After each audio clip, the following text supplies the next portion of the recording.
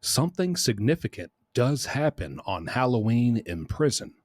Now, does that mean inmates are kind of going cell to cell? Boom, boom, boom, boom, boom. Hey, cutthroat, trick or treat.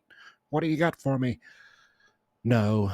Uh, I mean, I've actually seen one, maybe two inmates just over the decade that I was in prison do that, just kind of as a joke to be funny. And I even think they might have got a bag of chips or so from doing that, just from like an inmate who appreciated the joke. But it's not a thing. No, inmates don't trick or treat. They don't dress up. Do they wrap toilet paper around them and be mummies? No. So, what takes place on Halloween? Well, it is a very significant day that is celebrated by and considered a gang holiday by the Bloods. Now, why is Halloween some big holiday and some big important thing for the Bloods, at least in prison? Well, on one hand, I could say there are specific numbers that are kind of important and symbolic to each gang, whether you're talking about the Bloods, the Crips, or the Gangster Disciples. And for the Bloods, of course, it is five. And if you didn't know, it's five.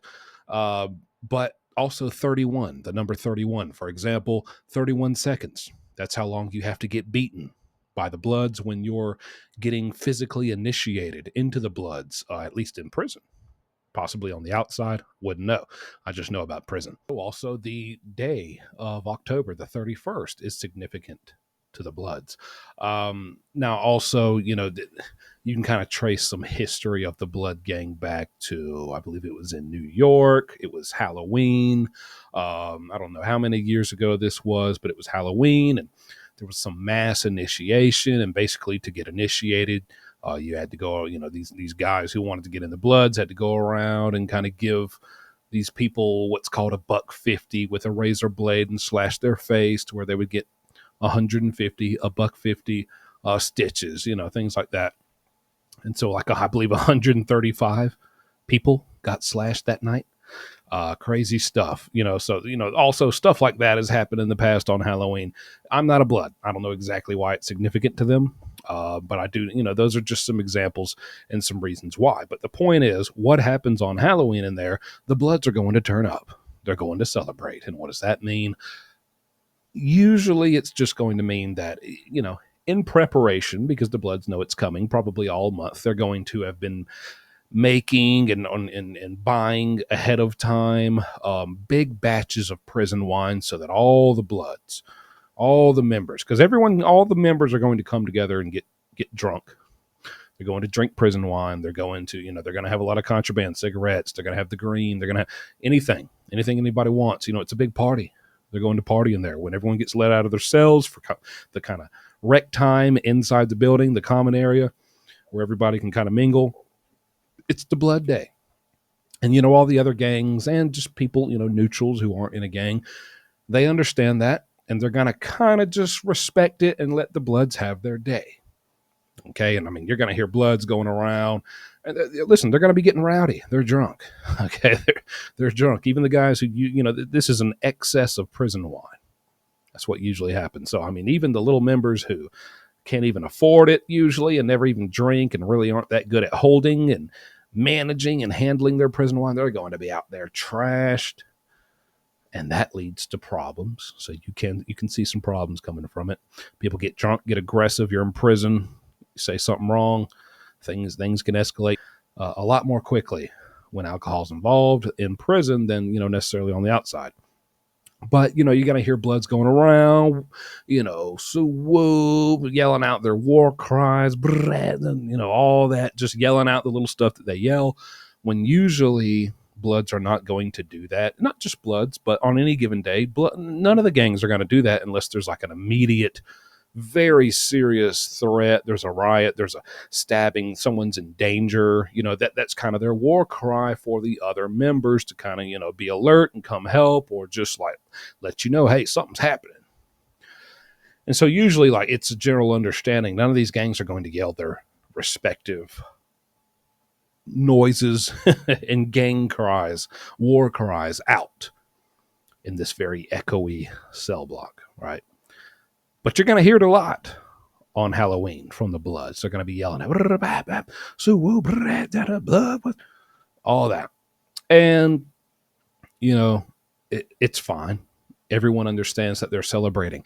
And it's not that it's just like, oh, we let the Bloods do that. Or the Crips and the GDs, oh, we let the Bloods do that. Well, the Bloods and the Crips let the GDs do that on their day. And the GDs and the Bloods let the Crips do that on their day. Each gang has their own day. For example, the Crips, I believe they celebrate in June. And the GDs, Gangster Disciples, they celebrate in July. Everyone has their own significant days that they really celebrate in pretty much the same way. But Halloween just happens to be for the Bloods. So that's what you're going to see. You just want to be aware, guys are going to be getting drunk. They're going to be rowdy. These are gang members. Hey, you never know who or how someone is going to handle their prison wine, which is, I'd compare it more to moonshine. It's very, very strong and potent. So, you can have some altercations arise from that. There's your Michael Myers Halloween slasher moment. These guys got knives. They're gang members. Some stuff can happen, but usually that's why everybody kind of backs off and lets them have their day. And then when it's our day, everybody lets us have ours. And then when it's the Crips' day, everyone lets them have theirs. So that's what you'll see mostly on Halloween in prison. Now, these aren't the only days that get celebrated by gangs. Maybe like a birthday of a very prominent, well-known, kind of legendary member of one of these respective gangs might be celebrated, but just not to the degree that Bloods on Halloween, Crips in June, and Gangster Disciples in July. For example, the Bloods again. Whenever there's a blood moon, you'll hear it on the news. Oh, there's a blood moon tonight. You ever heard of a blood moon?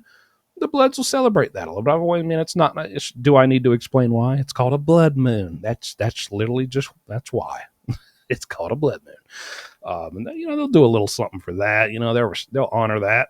So to wrap it up, no, you can't expect much trick-or-treating, not much costumes going around. Everybody's pretty much being an inmate that Halloween. But if you're ever, hopefully you never are, if you're ever in a prison where there's a heavy presence of Bloods, what you can expect on Halloween is that the Bloods are going to be going wild, having a big old party.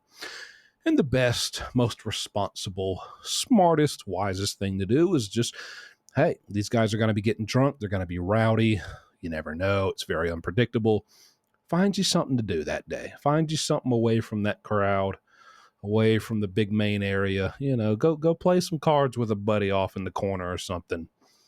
Let them do their thing, even if you're a gang member, because, when your day comes and it's time for you to get all wild and wacky, they're going to back off and let you do it. And that's just the smartest way to go about it. Hope you enjoyed the video. Hope it gave you some insight and information, and I'll be back soon with another.